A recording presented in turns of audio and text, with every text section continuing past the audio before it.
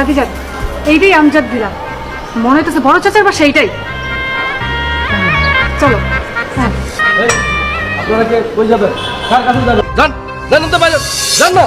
আরে বাইরে ধান্দাবাজি করার টাকা পান না, যান। আরে এমন করতেছো কেন? এইটা আমজাদটার বাড়ি না? আমজাদটা তো আমার পোলা। কার কথা কইলেন? আমজাদটা আমার পোলার বাড়িতে আমি আইছি না। আর খায়া দেয়ার কাম পান না না? আমাকে সারের মতো এরকম কোটিপতি পোলা আপনার আপনার মতো একটা ফকিরনি পাগলের, হ্যাঁ? ধান্দাবাজি করার টাকা পান না, এই কথা কি কলা গাছের কইলে কলা গাছে বিশ্বাস করবো? জানেন তো, যান বাগান বাগান বাগান।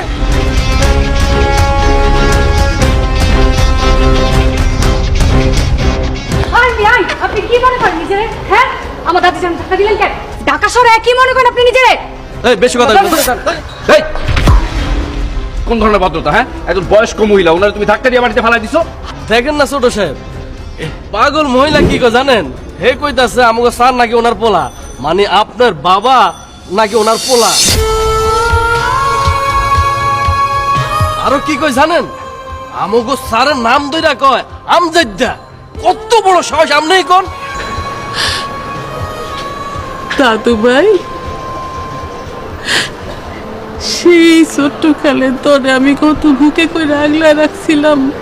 তোরা ভাই তোরে নিয়ে তোর বাইরে নিয়ে সেই যে ঢাকায় আসলো, আর আমি তোর মুখখান দেখতে পারি নাই।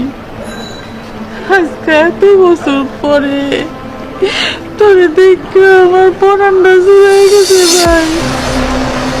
কিন্তু আমি তো জানি আমার দাদিমা মারা গেছে। কি হলো দাদু ভাই, তুই আমার চিনতে পারস নাই তাই না? কেমনে চিনবি? এত বছর পরে কি আর আমার কথা তোর মনে থাকবো? দাদু মনে পড়ছে তো, তোমার কোলের মাথা রেখে আমি কত ঘুমাইছি না? তুমি আমার ছোটবেলা অনেক আদর করতা, আমার সব মনে পড়ে গেছে।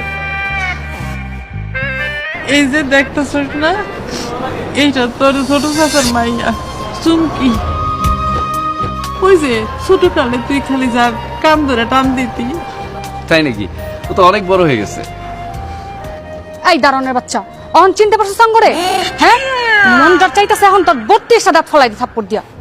চুমকি থাক, আমাদের দাঁড়ান হয়তো তোমাদের চিনতে পারে নাই তো এর জন্য।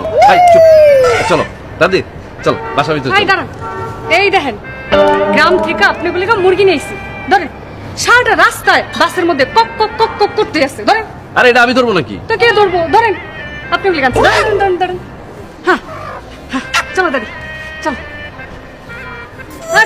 দাঁড়ালেন কেন? ব্যাগ নিয়ে আসেন।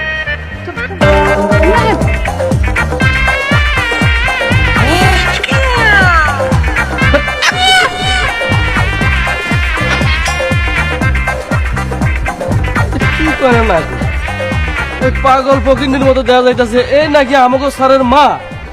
এটাও কি আমাকে বিশ্বাস করতে হইব? আমার মাথায় কিচ্ছু ধরতেছে না।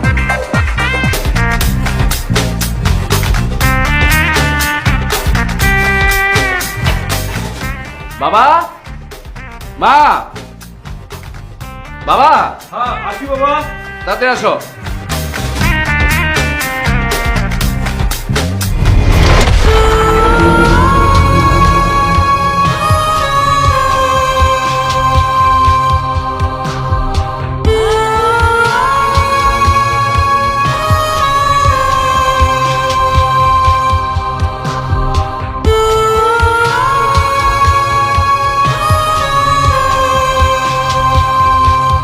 কি চিনতে পারছো?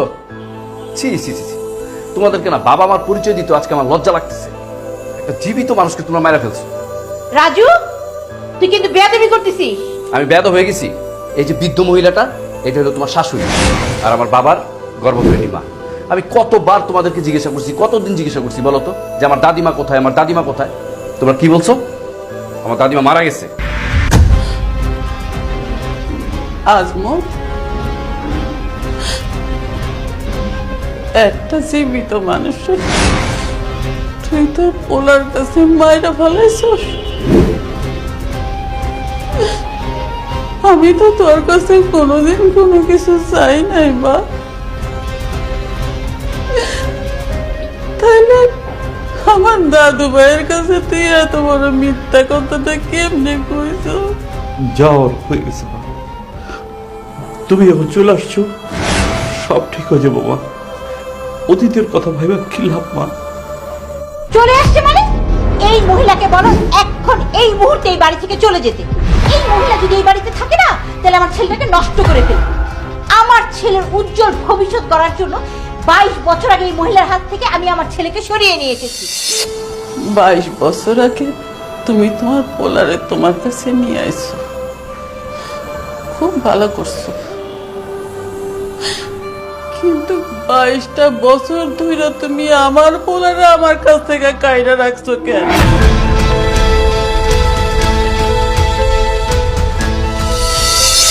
আমার পোলার মুখটা তুমি আমারে দেখতে দাও নাই কেন বৌমা? এই প্রশ্নের উত্তর আমি আপনার মতো একটা নোংরা মহিলার কাছে দিব না। খবরদার আম্মা, তুমি আমার দাদির নোংরা মানুষ বলবা না। বড় লোক স্বামী পাইয়া একদম তুই স্বামীর মারে নোংরা মানুষ বলতেছে। আচ্ছা, আমি যদি বিয়ে করি আর আমার বউ যদি তোমার বাড়িতে আইসা হ্যাঁ তোমার নোংরা মানুষ বলে, তখন তুমি কি করবা? তোমার কষ্ট হবে না? এক থাপ্পড় দিয়ে তো 32টা দাঁত ফেলে দেবো। বেয়াদব ছেলে কোথাকার। দাদিমা, তাই চুমকি চলো। দাঁড়া! এই মেয়েটা কে? মেয়েটা কে? এটা হলো আমার ছোট চাচার মেয়ে চুমকি।